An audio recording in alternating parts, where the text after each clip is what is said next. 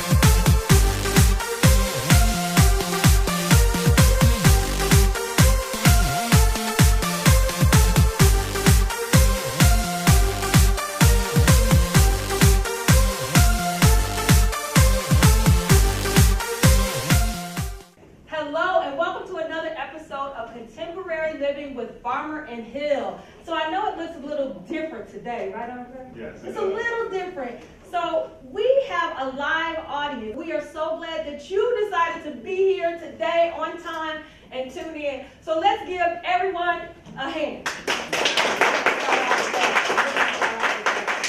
We are so glad that you have decided to come and join us. I'm excited about what's about to happen because we've got some very exciting things going on.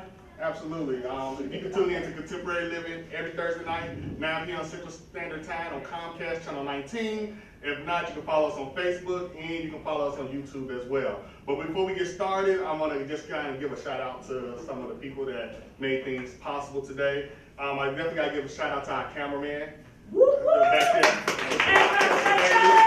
He is a good cameraman. He is the man. I'm going to let you know now. I think we met him at one of James Dentley events. We did. Yeah, so he's very good. He's a very good photographer, and he's a videographer for us, and he's been working very, very well for us.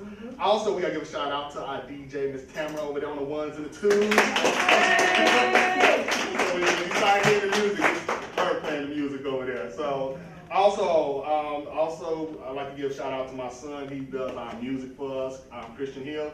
He's down in Florida in college. Also, after this event, we're going to have some networking, we're going to have some food, so we definitely got to give a shout out to Cozy Corner Catering and Deli in Dalton, Illinois. Wait till you guys taste these sandwiches we have. Yeah. Fantastic. It's your friend Kim fault for putting the extra I pounds know, on us. Kim. She back This behind. year. And then I got to give a shout out to one of my good friends and her husband, Angelina Allen, and her husband Ron, who just came in and just set up the displays out front that we have here. Yep. Platinum, ID, and Shimmer is what they call, and they're actually located in Homewood. And then also we'd like to also show some love to Mrs. Dr. Makiba Couture. Yeah, so we follow her on social media. Yeah. She's very positive, very inspirational. We appreciate our family and friends for coming out to support as well. Don't forget Contemporary Living. When we do workshops, they're called workshops at work. You must be an adult. All right, so you got to have your big girl underwear on because we get down to some serious business and it's all about you. You will be working, okay? You're not just here to listen, you're there to work. But I want to bring on the next speaker. She is my sister in arms, all right? Her name is Dr. Carla Anyaso. But this is what I want to talk about when you think about the military. You know, less than 1% of Americans serve the military. Now I'm going to break that down even further for Dr. Carla. Okay, so she served. Now, she's part of that percentage who served. Not only that, she has her doctorate degree. Not only that, she's got her book published. Not only that, she has her own workshops. So when you break that down, when you break those things down, it can only come to one person. And that is Dr. Carla. Ladies and gentlemen, Dr. Carla.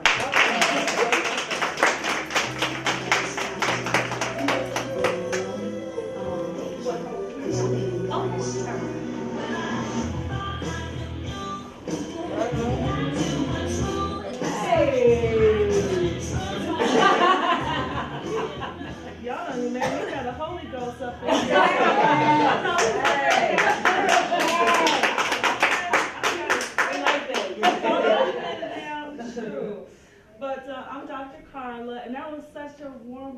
just want to thank God for you, Melissa, and your husband. I've seen you all together, but I've never actually had a chance to speak to you, and I'm like, I see why she married him. Get you inspired, he was great support system. I'm like, shoot. He got some cousins. I'm married, but you know. But You always do. But you know, it's like when I think back, when I hear other people talk about my accomplishments as she did, to me it doesn't seem like it, because I'm like, is she talking about me? Because they were not easy. It seemed as though I struggled through each and every one, and I was struggling and crawling so much to where when I finally got to the finish line, I was too tired to enjoy it. It probably took another 6 months or so for it to finally sink in that I had done this thing that seemed so hard. And so I was asked to speak about time management, and that was perfect because I was late getting here today. I'm like, she chased me! She chased me! But anyway, and I just want to ask everybody a question before I go into it. How much time do you think it takes to write a book? Just in general, if just a couple people have an idea. How much time? Now, Miss Ayana said it took her 10 years. I had the privilege of meeting the author of Amistad, you know Amistad the movie, who was actually a book first. And I went to DC a couple months ago, and I had the privilege of meeting him. He was doing a book signing and having him to sign his newest book. And it took him over 10 years to write that book. And I was thinking, wow, I put so much pressure under myself to get my book done within a year. It could have took me 10 years. I could have actually enjoyed the process a little bit more, you know, but it was my first book. I had no idea how long it was supposed to take. So I was just cranking it out, putting all of this self-absorbed pressure on myself to complete this task within my self-imposed mind, but I never really asked a famous author or did a poll and said, how much time did it take? Or just try to even gather an average. If it took 5 people, an average of 2 or 3 years, try to gauge how long it would take me as a first-time author. So that's what I asked you today. How long do you think it should take overall to write a book? Anybody? 6 months. 6 months? Okay. Anybody else? I would say 6 months to a year. 6 months to a year? Okay. 3 years? Whatever you feel is necessary. Right. How you feel your time. Right. And anybody else have a guess or want to say anything? 30 days. 30 days! 30 days. Go girl. So I think the answer is, it's up to you, because like she said, this is your journey. So it really is up to you. Now, I wish I would have met you about a year to 2 ago when you said that you wrote your book for $0. Because guess what, y'all? I didn't get the memo. I did not get the memo. I spent thousands of dollars writing this book. But, however, you know, I don't regret it because it's all about what? Time management. She wasn't in a rush. She went into this like this is a marathon and not a sprint. I went into it with a different mindset because that's my journey. And I said, this is a sprint. I run real fast, and I could go fast for about a mile or 2, and then, you know, I take off. I'm going to be done with something. So my journey was I wanted to hurry up. And so in my timeline of the year was the timeline that I set for myself. I said, how can I do this, you know, in a year? Well, I didn't know what I was doing, okay? So what I did was I took a few shortcuts to shorten my time. So as she has stated, she did a lot of the things herself. She got her kids to help with the cover, and they designed it, and so she utilized the resources around her. I took a little bit of a different route. I tapped into my husband's secret stash bank account that he didn't know that I knew about. I just started, you know, slowly transferring money. And he was so, by the time he figured it out, I was halfway finished, and he was so tired of me whining about this book. He was like, I don't care how much you spend, just finish, you know. So I thank God for my husband. But the shortcut that I took was I did hire an editor because I'm very anal, so to speak. I have PTSD, OCD, and every other thing, PhD, all. So that makes me very over analytical and critical of myself, which I'm not proud of. I'm working on that, okay? So with that being said, I knew that I would never finish my book if I kept writing and re-editing it myself. Because I write it and then I reread it, like, no, that's not right. Oh, okay, you know. And so I just said, I'm gonna get it all out, and then as I finish a chapter, I'll send it to the editor and get it out of my hands, you know. And so that was my way of cutting down time, of rereading, re-critiquing. You know, you could spend time on one chapter a month or two because you keep going back and forth with it. So I hired an editor. Then the next thing I did to cut time was I hired a graphic artist. Because I don't have creative children. I do have 3 children. One is in college, and she's, you know, we call her Tasmanian Devil, because she just whoop, whoop, whoop. And then I have another one that we call Wednesday off the Addams Family, and her expression is like, yes, Mom, is there money in my account? You know, so I didn't want her touching my title. And then we have a 12-year-old son that's a computer genius. So if it's about wormholes and black holes and it's a galaxy, but this wasn't a sci-fi book. So I hired a professional graphic artist, and she came up with different, you know, layouts and so forth. I didn't like what she was coming up as by way of designing the cover, so then I hired a separate photographer. So you see what I'm saying? I didn't get the memo, right? You gonna take some pictures on your iPad and whatever. So, but with that, with my cover, it's kind of like a mirror, and I'm looking in the mirror, and then the other me that was in another picture, he kind of fused a few pictures and a few things together. I went to this photographer that I knew was good in doing this type of special type of photography.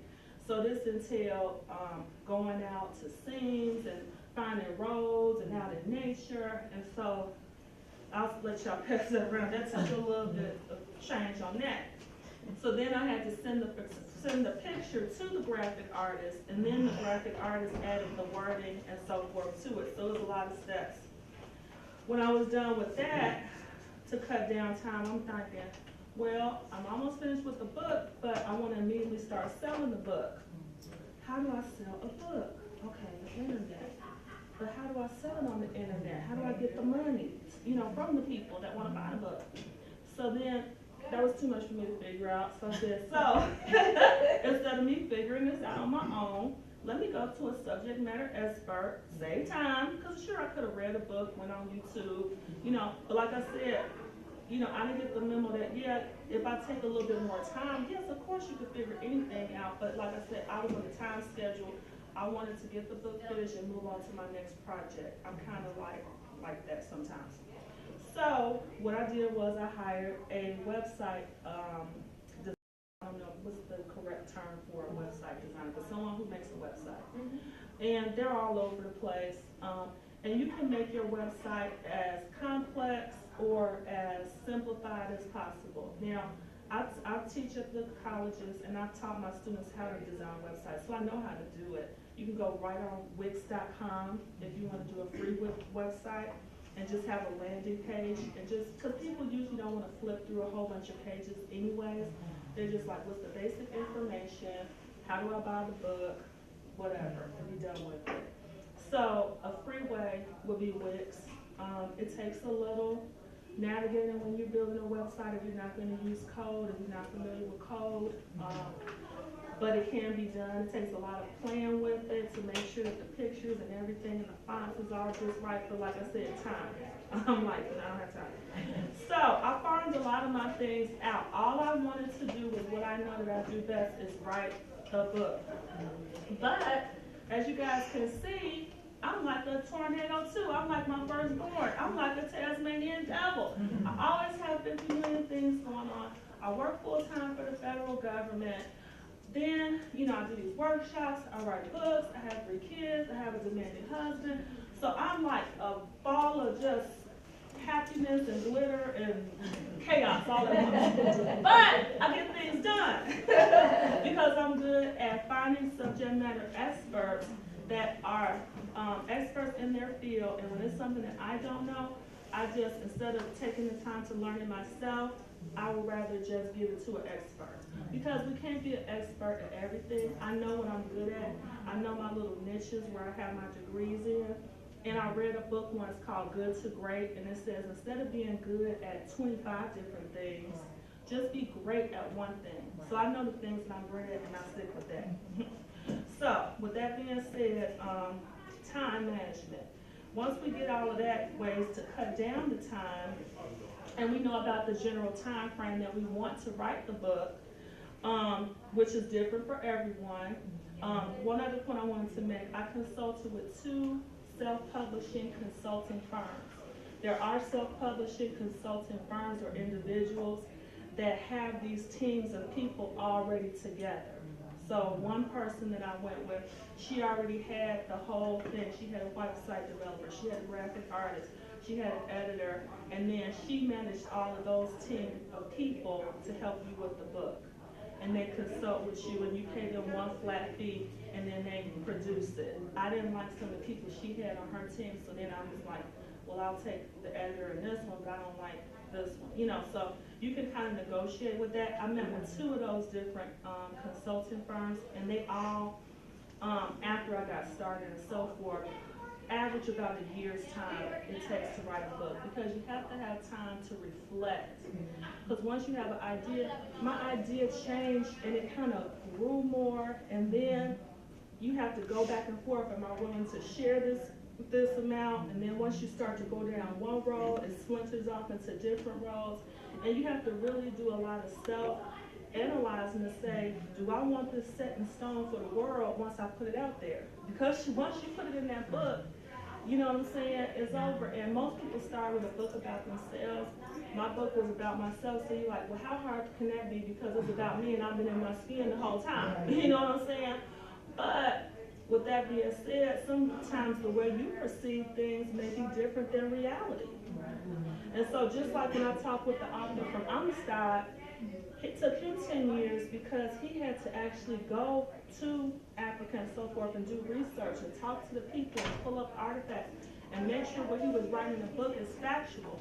Sometimes you have to do that with your own life too, because the way you remember it happening may be a little different than everybody's memory. And the worst thing that you want to happen is that you write this book and then 5 or 10 people come back from your past and say, girl, now you know that didn't happen like that. Because I was there.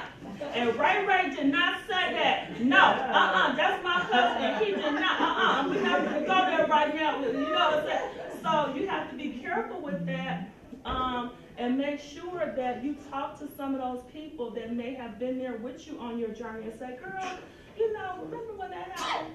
I remember it happening this way. Did it really happen that way? Is that what you remember?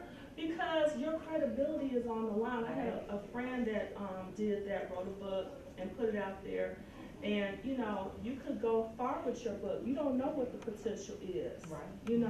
You could be on Steve Harvey or wherever, some talk show, and you don't want someone coming back calling the show and discrediting your story. Someone called the newspaper where she had put out a story and said that it wasn't true. They did fact finding, and what happened was she just had the dates off a little bit.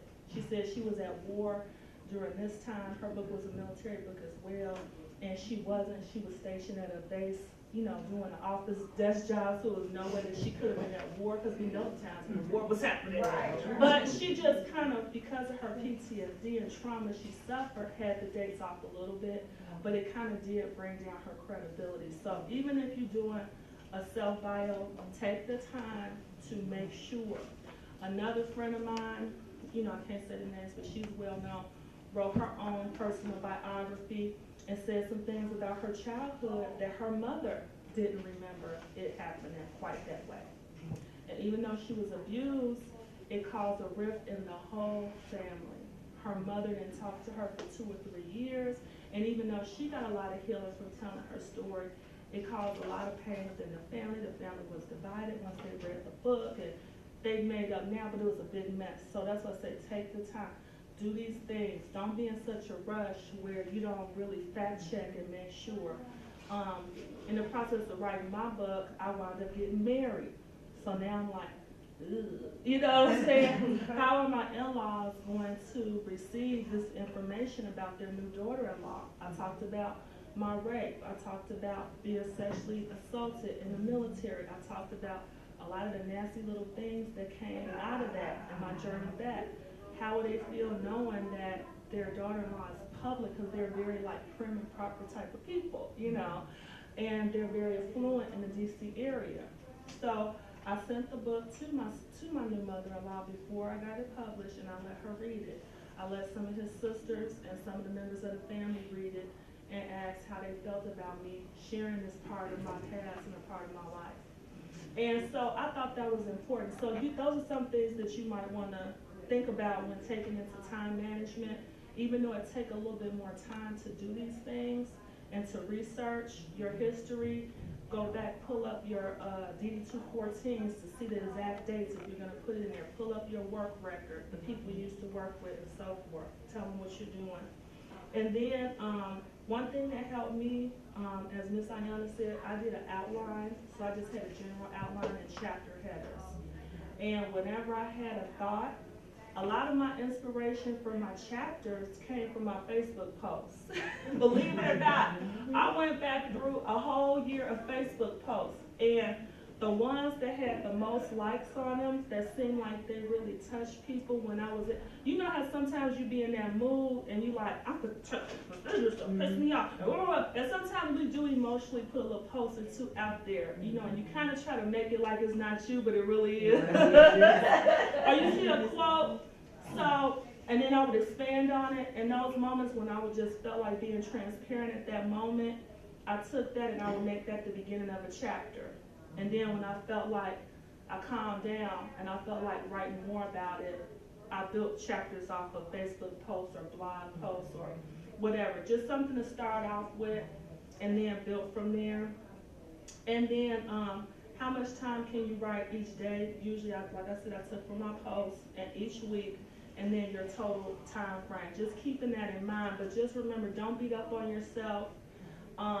Meet with other authors that's like-minded. Like how she said, sometimes telling your family or friends that's never been down this journey isn't beneficial, but like how she's having the new book club coming up. I'm excited about that because I'm going to be with like-minded people talking about books, talking about ideas, and feeding off of each other. And so that's empowering, and that will help me on my journey for my next book I'm writing. And then the final thing that I want to leave with you guys is it doesn't have to be perfect to be done. Don't beat yourself up about making it so perfect that you self-sabotage and don't complete the process. Get it done.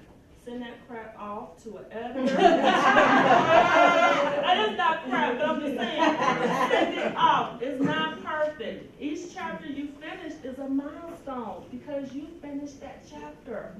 And don't reread it because you're going to start with it. You can reread it later. Just send it off and let them put the periods and the commas and whatever where it's supposed to be and start your next chapter. Get finished. Don't be perfect, be finished. Thank you. All right.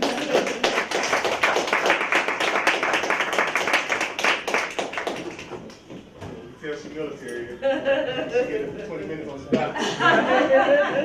I listen to her talk. She reminds me of my wife. They're very thorough. So I'm gonna say I've taught you guys. We're gonna move right on. We got 2 more speakers, so I'm enjoying myself. A lot of knowledge. Yeah, a lot of knowledge. I like the one thing that Dr. Carla said about being perfect. It doesn't have to be perfect. It just has to be finished. And every time, you know, I'm an author too. Army Strong Women is the name of my book. I did 13 vignettes, different women, their experience in the Army, and what advice they could give to women young girls who want to write a book, because every time I was out in my uniform, I would get young girls asking me, well, what's the Army like? What's the Army like? So this book kind of gives them some insight on the Army. And then once I was finished with my book, people always walk up to you saying, I want to do a book, I want to do a book, but guess what? A book has a beginning, middle, and an end. You got to get started. You got to dedicate every day, a little time every day. It can take 30 days or 30 years or 1 year, but just committing to something and completing it, no matter what the timeline. We give ourselves these timelines because I want to be rich and famous and popular, but that's not how life works. Okay? If you're looking to write a book just to be rich and famous, I hope that it happens for you. But the probability and the likelihood just on books alone, but we do, and I want to announce, have in our presence the next J.K. Rowling. So, Kimberly. she came in and told me, I am the next J.K. Rowling, and you need that type of attitude. I'm not saying you won't make it to whatever your destiny is, but finish the book. You haven't even written one paragraph talking about this is where you want to get to. Start, and it doesn't have to be perfect, because I will tell you, editors change your life. They make your words, they bring your words to life. It's amazing what an editor can do. And as we get ready to close out today, as always, we thank God for His unmerited, undeserving favor called grace. For grace is the total absence of any works. You can't work for grace, you can't buy it, you can't sell it. It is simply what God has given to each and every one of us, because we believe that Christ died for our sins. He was buried, and He rose again the third day for our justification. On behalf of my wife, Contemporary Living, and our panels of authors, be blessed.